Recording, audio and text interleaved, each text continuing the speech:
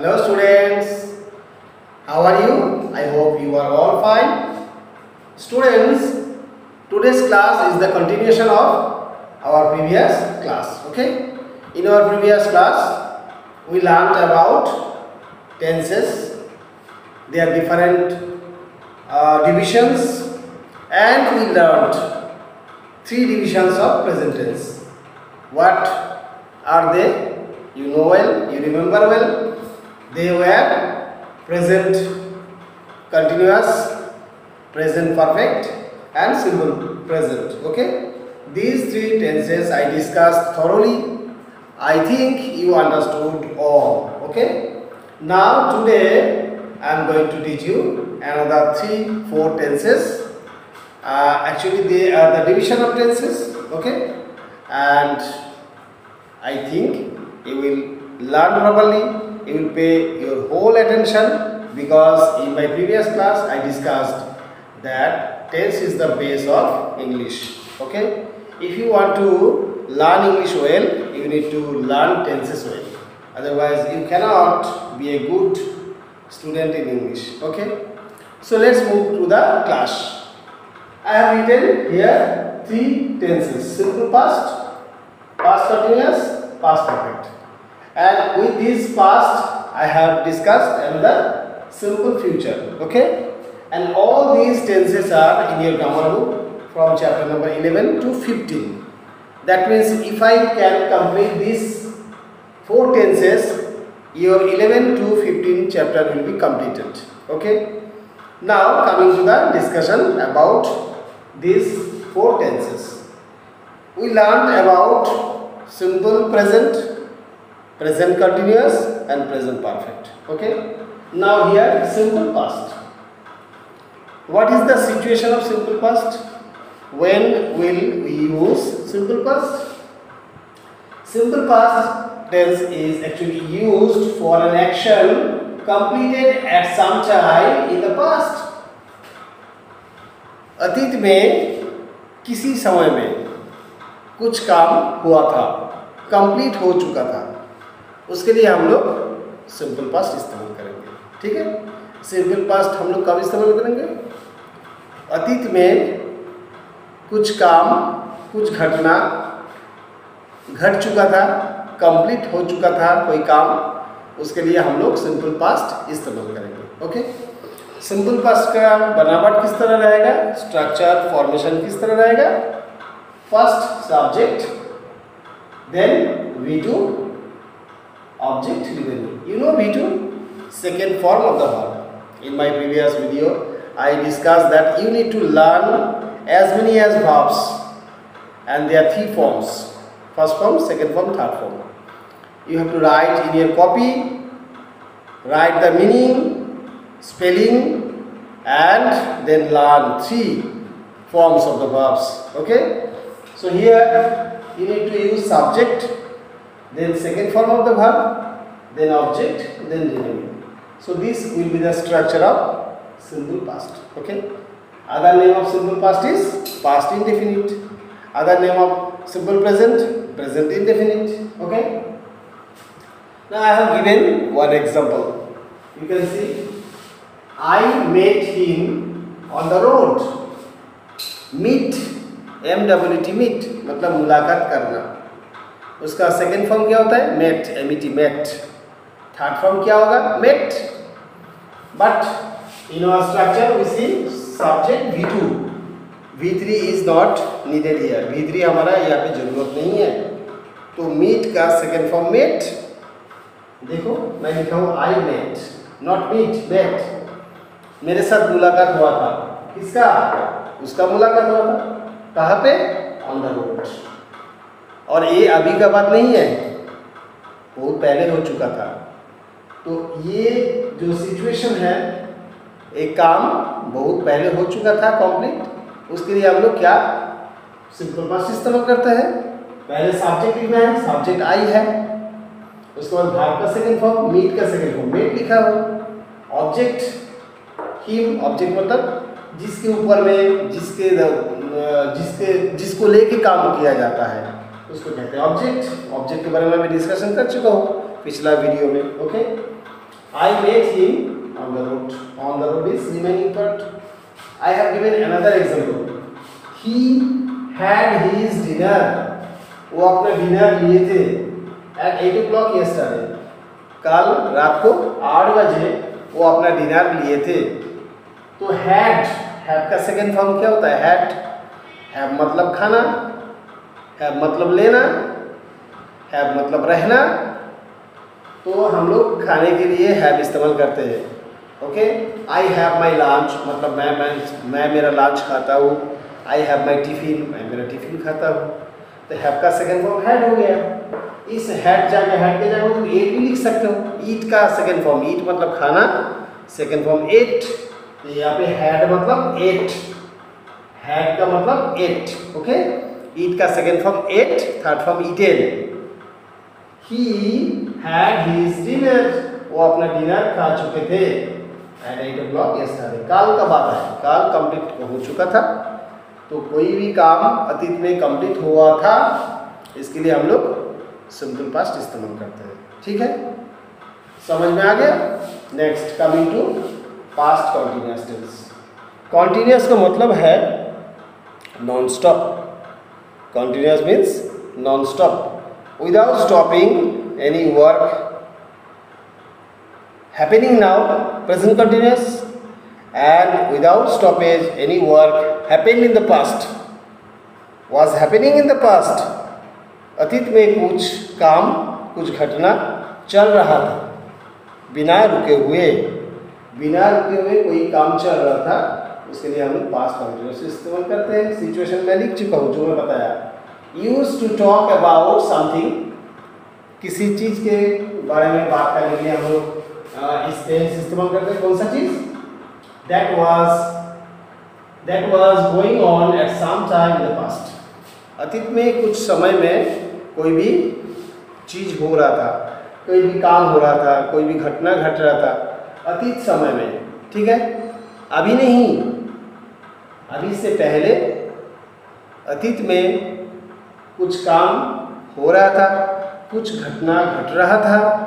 इस तरह अगर सिचुएशन होता है तो हम लोग पास्ट कंटिन्यूअस टेंस इस्तेमाल करते हैं। ठीक है, तो पास्ट कंटिन्यूअस का फॉर्मेशन किस तरह होगा, स्ट्रक्चर किस तरह होगा?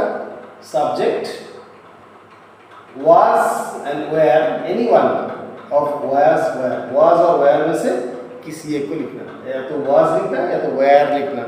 वाज सिंगुलर के लिए होगा, वेयर प्लूरल के लिए होगा। सब्जेक्ट अगर सिंगुलर है तो वाज, सब्जेक्ट अगर प्लूरल होगा तो were. Okay, subject was where, V1 plus ing, object remaining.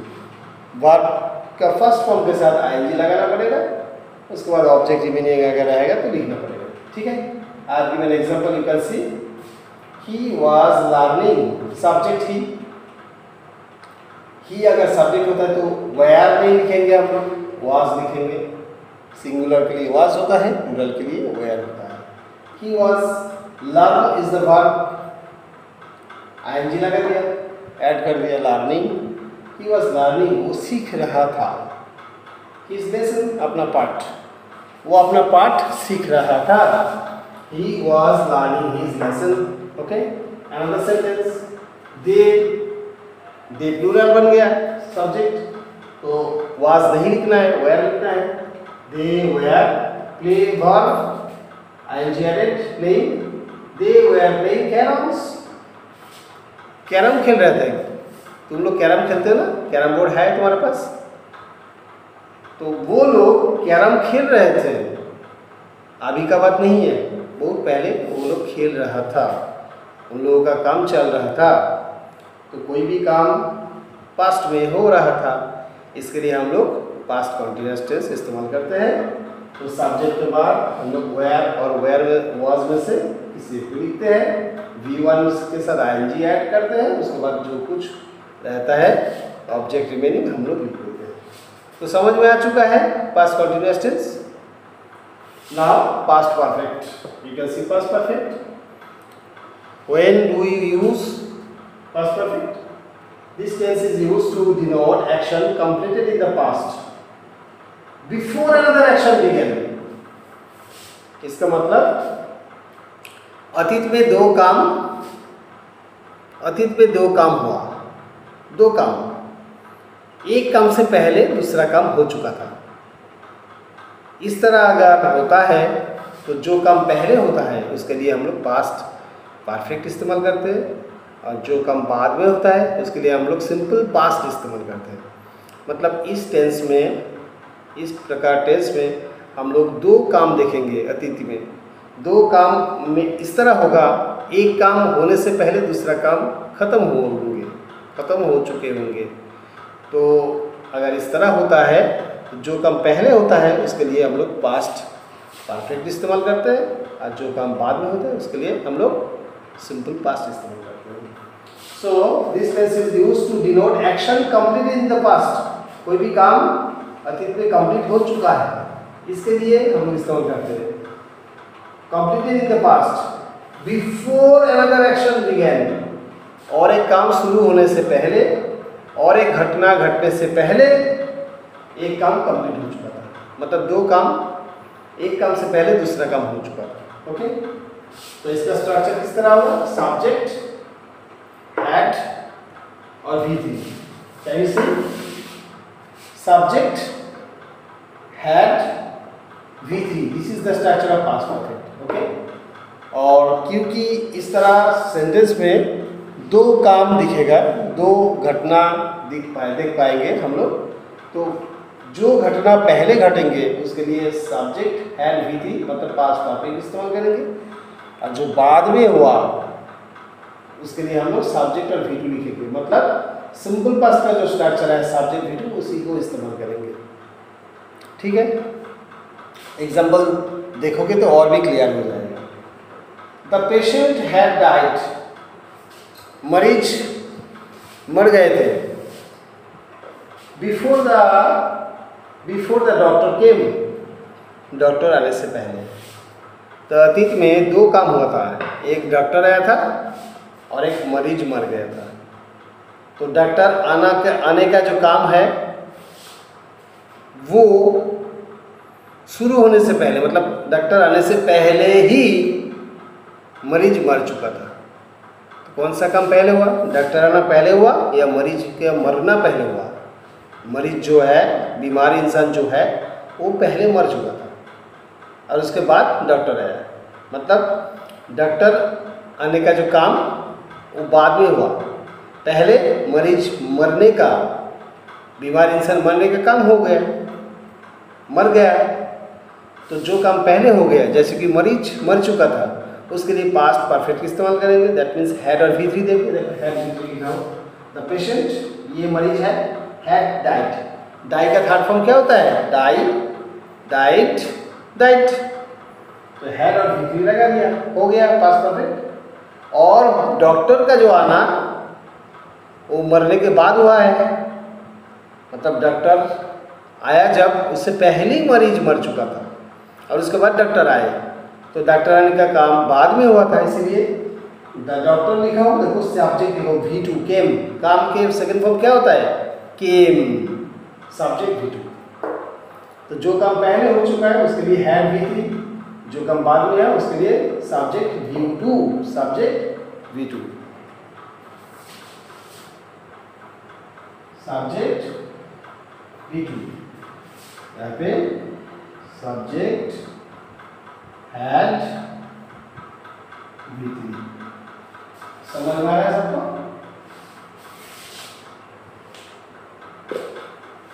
तो अतीत में दो काम हुआ था, एक काम शुरू होने से पहले दूसरा काम खत्म हो चुका था।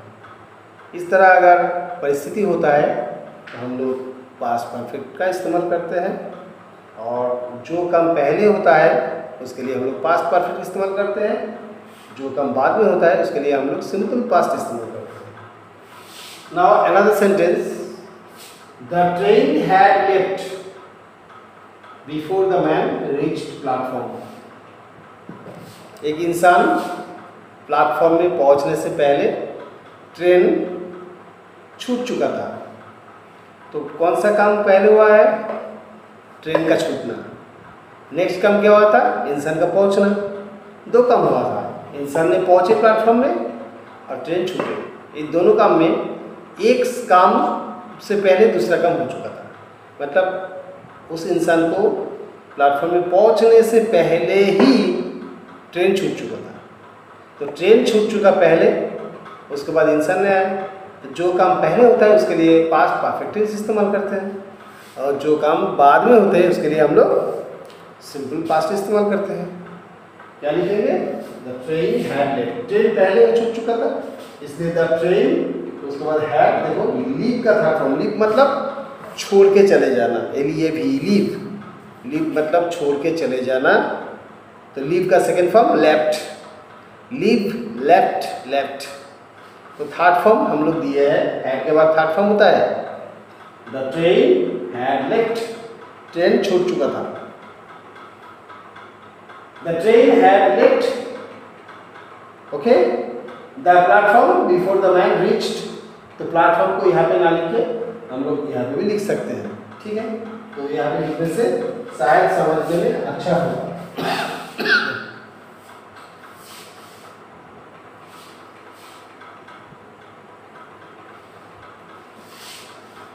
The train left the platform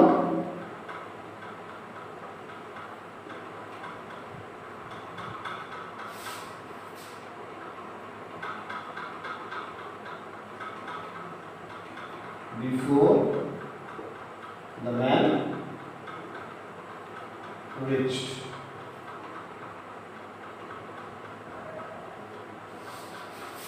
The train had left the platform before the man reached. Train platform छोड़ चुका था उस इंसान को पहुंचने से पहले। तो पहले वो इंसान नहीं पहुंचा था, बाद में पहुंचा था, उसके पहले ट्रेन छोड़ दिया था, ट्रेन प्लेटफॉर्म से छूट चुका था। तो ट्रेन का छूटना ये पहला काम है, इंसान का पहुंचना दूसरा काम है, बाद में हुआ। तो जो बाद में हुआ उसके लिए सब्जेक्ट और वीटू होता है। देखो सब्जेक्ट द मैन, रीच का second form reached, V two reached, RECHED, reach मतलब पहुंचना, ओके। और यहाँ पे सब्जेक्ट है ट्रेन, देखो हैड दिया हो, और V3 left, left, left, okay. The train had left the platform before the man reached. So this sentence, the train had left the platform, this is in past perfect tense, and the man reached, this is in simple past tense. And the total sentence, you can see, this is the situation of past perfect tense. Past perfect का situation यही होता है। तो हमेशा past perfect में ऐसा नहीं होता है दो काम ही होगा, एक काम से पहले दूसरा काम होगा, ऐसा नहीं है। पास्ट परफेक्ट का सिचुएशन में बता दे रहा हूँ। बहुत पहले अगर कुछ काम कंप्लीट हो चुका था तो इसके लिए हम लोग पास्ट परफेक्ट इस्तेमाल करते हैं। जैसे 8 वर्षों पहले मेरे दादाजी गुजर चुके थे, तो 8 वर्षों पहले एक काम हो चुका था, इसके लिए हम लोग पास्ट परफेक्ट टेंस इस्तेमाल करेंगे। माई grandfather had died 8 years ago, ठीक है।